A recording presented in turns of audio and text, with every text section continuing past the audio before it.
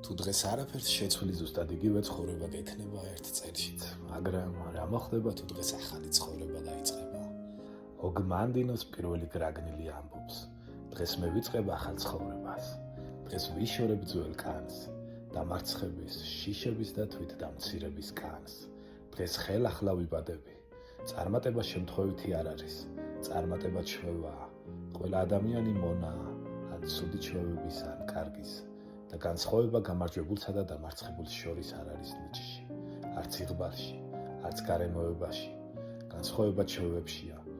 ცუდი ჩვევები ღია კარია მარცხისკენ, კარგი ჩვევები ერთადერთი გზაა სიდიადისკენ. ოგმანდინო გვასწავლის მარტივ, მაგრამ ძლიერ კანონს. ერთ ცუდ ჩვევას მხოლოდ სხვა კარგი ჩვევა ანადგურებს. ამიტომ იწყება ყველაფერი ერთით, ყოველდღიური გამეორებით, ყოველდღიური კითხვით, ყოველდღიური მოქმედებით. როგორც ხახვი სწრაფად იზრდება და მალევე ჭკნება, ასევე ცხოვრობს ადამიანი, რომელიც აჩქარებულია, მაგრამ ზეთისხილის ხე ნელა იზრდება და საუკუნეებს უძლებს. დღეს მივწყოთ ხახვით ცხოვრებას, დღეს ვირჩევ ზეთისხილის გზას. დღეს მე ვიწყებ ახალ ცხოვრებას და ამ გადაწყვეტილებას ვერაფერი გააჩერებს. გამოიწერე გვერდი წინ კიდევ 9 გრაგნილია ოგმანდინოს წიგნიდან მსოფლიოს უდიდესი ვაჭარი.